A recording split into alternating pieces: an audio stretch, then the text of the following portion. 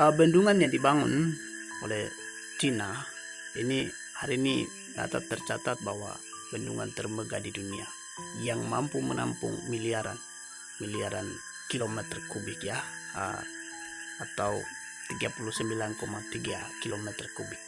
Nah, ya ini berbicara tentang distribusi massa terhadap inti bumi atau porosnya bumi.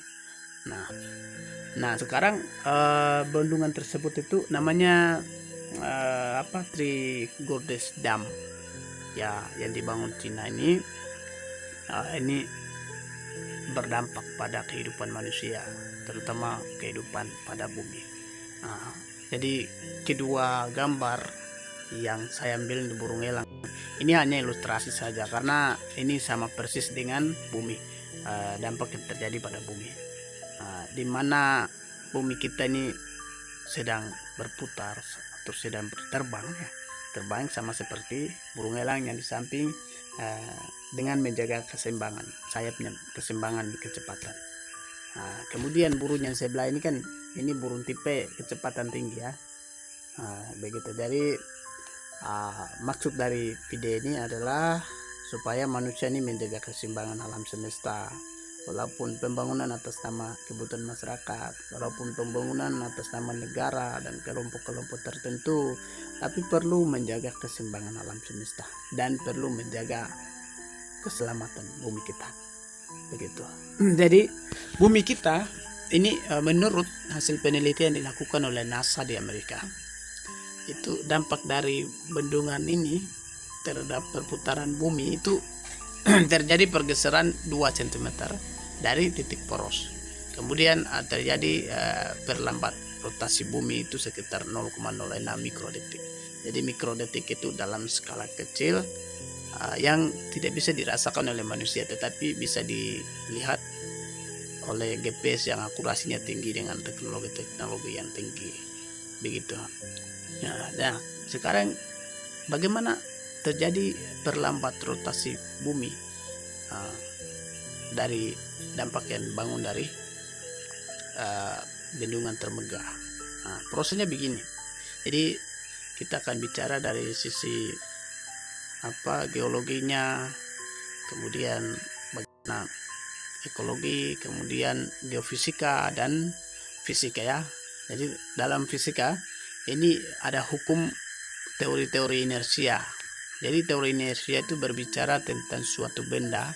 Ketika suatu benda itu didekatkan pada titik buhul atau pada titik pusat, maka benda tersebut itu sulit untuk terjadi perubahan.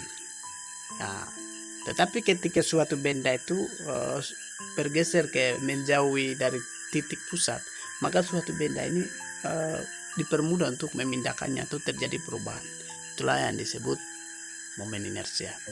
Nah, momen inersia ini kita bisa lihat juga pada pintu rumah. Ketika kita membuka pintu dengan tangan yang mendekatkan pada engsel. Jadi engsel itu kita anggap dia sebagai titik pusat ya. Ketika tangan kita buka dengan mendekatkan pada engsel, maka itu sulit untuk membuka. Tetapi tangan kita menjauh dari engsel atau kita pegang ujung pintu baru dorong, itu mudah. Nah, itulah yang disebut momen inersia, dan hal ini juga yang terjadi pada bumi kita. Bagaimana bumi kita ini dan massa air yang ditampung oleh bendungan ini. Begitu. Nah, sekarang momen inersia pada bumi. Jadi bumi ini teman-teman, bumi ini sedang berputar dengan keseimbangan alam yang standar ya, yang tetap, sama seperti burung elang yang sedang terbang, menjaga keseimbangan kecepatan, tidak memperlambat dan tidak dipercepat, tapi dia standar seperti burung ini. Jadi bumi kita juga sedang berputar dengan kecepatan standar. Nah, tetapi ketika dengan bendungan bermegah yang mampu menampung miliaran kilometer kubik, maka massa air, dalam hal ini distribusi massa itu sedang bergeser mendekatkan pada inti bumi. Di situ terjadi memperlambat perputaran bumi.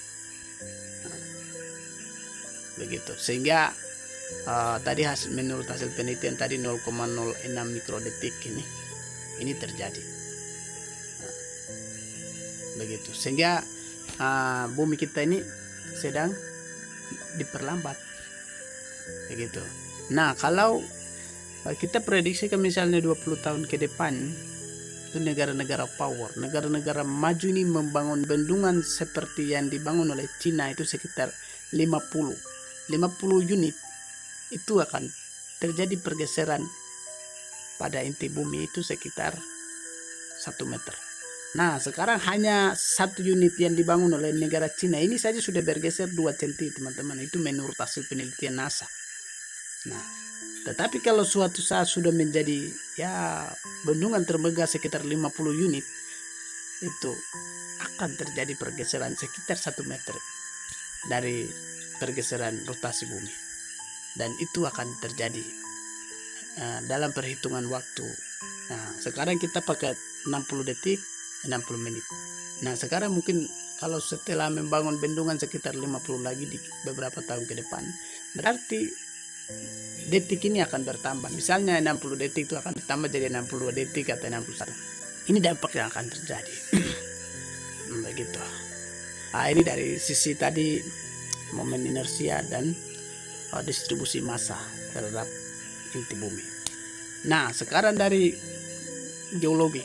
Nah, teman-teman, geologi ini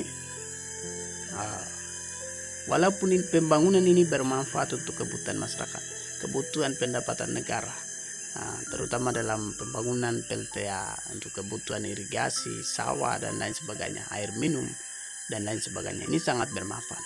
Tetapi kita juga perlu berpikir sisi geologinya, batuan dalam tanah, teman-teman. Jadi bumi kita ini tersusun dengan batuan.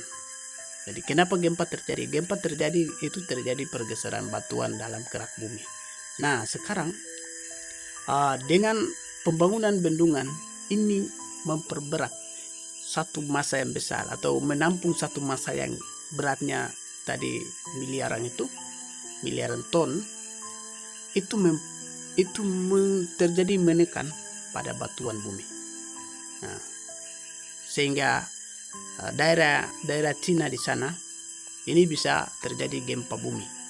Suatu saat saya yakin akan terjadi, bukan yakin tapi itu dari sisi teorinya itu bisa terjadi gempa bumi karena massa air yang cukup besar itu sedang menekan bumi. Sementara di bawah bumi mereka di sana itu ada batuan kerak bumi. Nah, batuan ini kalau suatu saat dengan massa yang berat ini terjadi pergeseran, itu terjadi dampaknya adalah gempa bumi lokal. Begitu.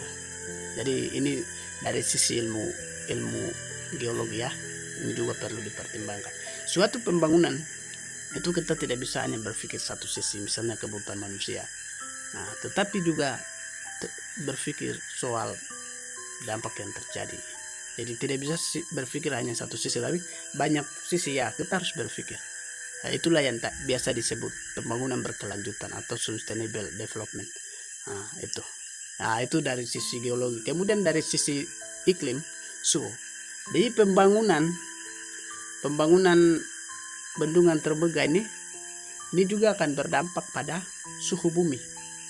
Nah, apalagi Cina ini kan termasuk negara yang subtropis.